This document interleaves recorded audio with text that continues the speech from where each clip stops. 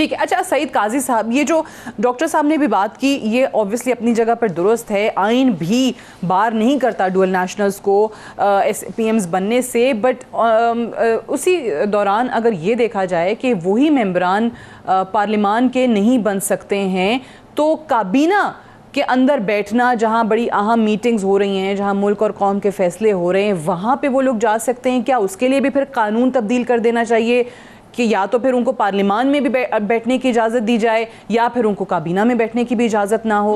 What's your take on this? देखिए सादिया साहिबा, बात यह है कि इसमें जो भी कानून बनाना है बना लें, पार्लियामान इनके पास है। मगर सवाल एक और उठता है, क्या मेरे मुल्क के मसाइल इसलिए हैं कि कुछ लोगों के पास अमेरिका का पासपोर्ट है?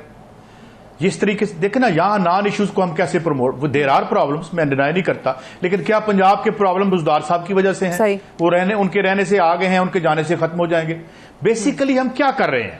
मसला यह है कि अब मैं देखे, एक वर्कर की बात है, मैंने मुल्क के बाहर एक वर्कर के तौर पे काम किया, मेरे भाई डॉक्टर मोहित पीरजादा साहब ने भी किया, लेकिन इसके अलावा जो क्वेश्चन पूछने वाला है वो एक और है। वो सवाल यह है कि जो लोग हुक्मरान हैं, आखिर उन्हें इस मुल्क के बैंकिंग सिस्टम पर और इसकी प्रॉपर्टीज पर एतमाद क्यों नहीं है? जिस मुल्क को वो मिसमैनेज करते हैं और जिसको मुबैना तौर पर खुद उनके कुलीग्स बताते हैं कि वो बहुत बुरी तरह प्लंडर करते हैं, वो जाके पैसे बाहर क्यों रखते हैं? यहां के बैंकों पर उनको क्यों कोई एतमाद नहीं है? मैं आपको इस रूलिंग एलीट की साइकोलॉजी पे बात करना चाहता हूं कि ये पैसे क्यों बाहर लेके जाते हैं।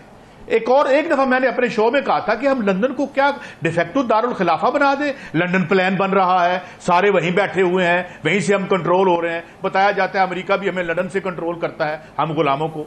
सवाल ये नहीं है, सवाल ये है कि आज का इशू क्या है। आज का इशू वो है जो यूनाइटेड नेशन के सेक्रेटरी जनरल की ट्वीट आई है, जरा खोल के कहिएगा, किसी रिसर्चर को आपको भेजे। उसने कहा है कि कोविड-19 ने इस झूठ का वाशगाफ तौर पर आश्कार कर दिया है कि मौजूदा निजाम में आप जो है वो हेल्थ केयर दे सकते हो लोगों को। सबक क्या सीखने वाला है? सबक यह सीखने वाला है कि खान साहब जो हेल्थ फैसिलिटीज बच गई हैं इनकी दस्ते बुरद से, वो अवाम के लिए रहने दें। उसने मार्केट इकोनॉमी का नाम लेके कहा है यूनाइटेड, ये मेरे पास है, मैं आपको भेज सकता हूं। तो बात क्या है? असल क्वेश्चन क्या है? असल क्वेश्चन बुजदार है, असल क्वेश्चन मोहित पीरजादा साहब का पासपोर्ट है। अरे भाई, हमें कब तक इस ट्रक की बत्ती के पीछे लगाए रखोगे? ये क्या है? मेरे इश्यूज क्या हैं?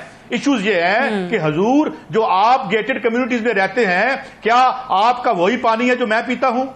क्या इस जमहूरियत में मैं बच्चे को जब दाखिल करवाने जाता हूं तो स्कूल में जमहूरियत मेरा इंतजार कर रही होती है या जर की डिक्टेटरशिप कर रही होती? सवाल ये पूछने वाले हैं। मेरे राइट्स आइन के 1973 के कॉन्स्टिट्यूशन के तहत अच्छा, मुझे मेरे राइट्स मिल रहे हैं या नहीं मिल रहे? कि खुद इंक्वायरी रिपोर्ट के बाद ये कहा गया कि उसकी कीमत कम होगी, वो कम नहीं हो रही, मजीद बढ़ती चली जा रही है। अद्वियात जो हैं जिनमें लाइफ सेविंग ड्रग्स शामिल हैं, उनकी कीमतें जो हैं वो अब बढ़ाई जा रही हैं। तो इन चीज़ों का जो कि डायरेक्ट अवाम पे असरअंदाज हो रही हैं चीज़ें, कौन जिम्मेदार है? ये तो वो चीज़ें जो वज़ीर आज़म साहब खुद PTI उनके मंशूर के अंदर था, जिनको खुद वो कंट्रोल करने की बात करते थे। देखें, ये सिर्फ PTI के मंशूर के अंदर नहीं था, ये 1973 के कॉन्स्टिट्यूशन में भी ये था। प्रॉब्लम ये हुआ है कि जो इकोनॉमिक मॉडल इन प्लेस है, it is directly in conflict with your constitutional, जो आपकी प्रोविजन आपने दे रखी हैं या जो आप अपने मैनिफेस्टो बताते हैं या इंतखाबी जलसों में आप तकरीर करते हैं। कल जो खान साहब ने बात की है, मुझे वो अहम है। वो ये थी कि उन्होंने एक लफ्ज, एक तरकीब इस्तेमाल की कि आउट ऑफ द बॉक्स हमें सोल्यूशन ढूंढने पड़ेंगे।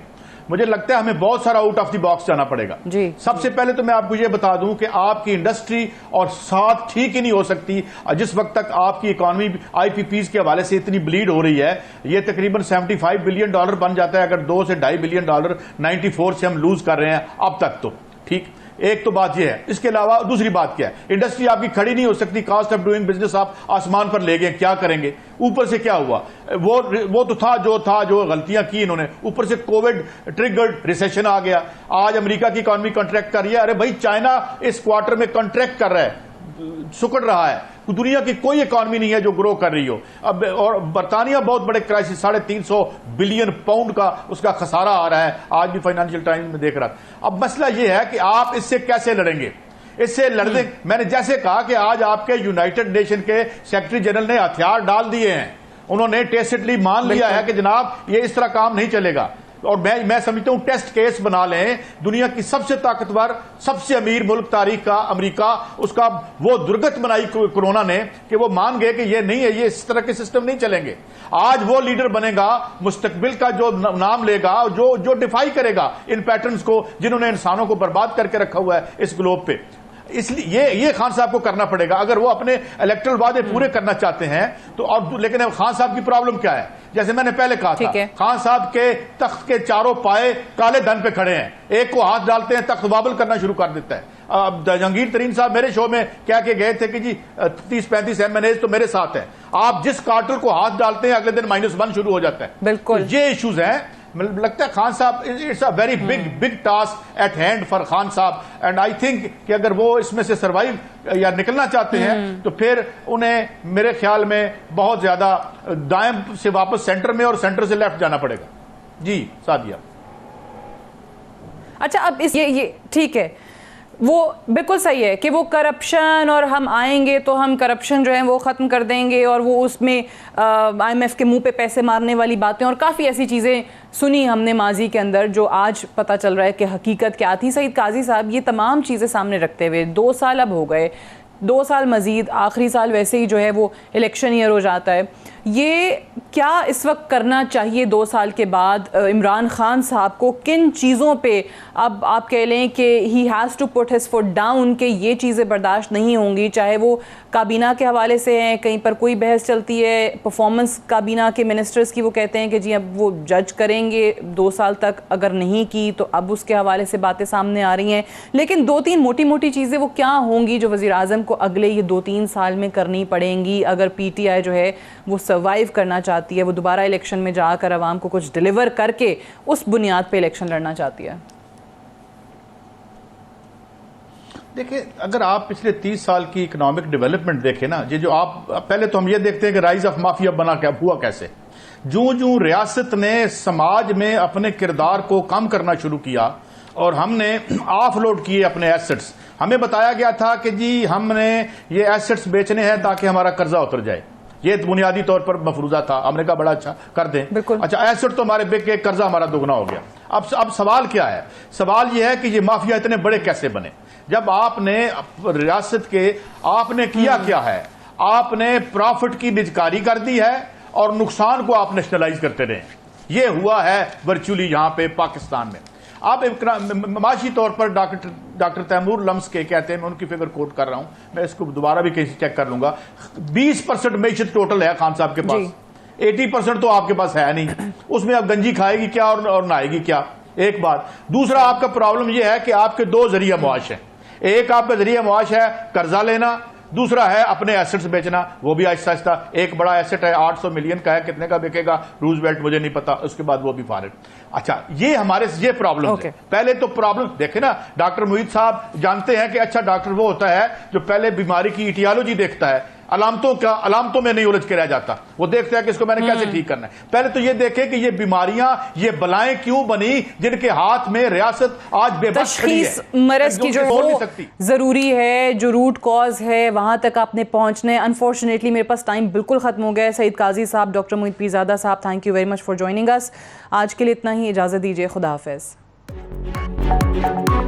एसेट्स बेचने हैं ताकि हमारा कर्जा उतर जाए, ये बुनियादी तौर पर मफरूजा था। हमने कहा बड़ा अच्छा कर दें, अच्छा एसेट तो हमारे बिक के कर्जा हमारा दुगना हो गया। अब सवाल क्या है? सवाल यह है कि ये माफिया इतने बड़े कैसे बने? जब आपने रियासत के आपने किया क्या है, आपने प्रॉफिट की निजकारी कर दी है और नुकसान को आप नेशनलाइज करते रहे। ये हुआ है वर्चुअली यहां पे पाकिस्तान में। आप माशी तौर पर डॉक्टर तैमूर लम्स के कहते हैं, मैं उनकी फिगर कोट कर रहा हूं, मैं इसको दोबारा भी कहीं चेक कर लूंगा, 20% मेइशत टोटल है खान साहब के पास, 80% तो आपके पास है नहीं, उसमें आप गंजी खाएगी क्या और नहाएगी क्या? एक बात। दूसरा, आपका प्रॉब्लम यह है कि आपके 2 जरिया मुआश है। एक आपका जरिया मुआश है कर्जा लेना, दूसरा है अपने एसेट्स बेचना, वो भी आहिस्ता आहिस्ता। एक बड़ा एसेट है 800 मिलियन का है, कितने का बिकेगा रूजवेल्ट मुझे नहीं पता, उसके बाद वो भी फारिग। अच्छा, ये प्रॉब्लम है। पहले तो प्रॉब्लम देखे ना, डॉक्टर मुईद साहब जानते हैं कि अच्छा डॉक्टर वो होता है जो पहले बीमारी की इटियोलॉजी देखता है, अलामतों में नहीं उलझ के रह जाता, वो देखता है कि इसको मैंने कैसे ठीक करना है। पहले तो ये देखे कि ये बीमारियां, ये बलाएं क्यों बनी जिनके हाथ में रियासत आज बेबस खड़ी है। तशखीस मरज की जो है वो जरूरी है, जो रूट कॉज है वहां तक आपने पहुंचना है। अनफॉर्चुनेटली मेरे पास टाइम बिल्कुल खत्म हो गया है। सईद काजी साहब, डॉक्टर मोहित पीरजादा साहब, thank you very much for joining us. आज के लिए इतना ही, इजाजत दीजिए, खुदा हाफिज।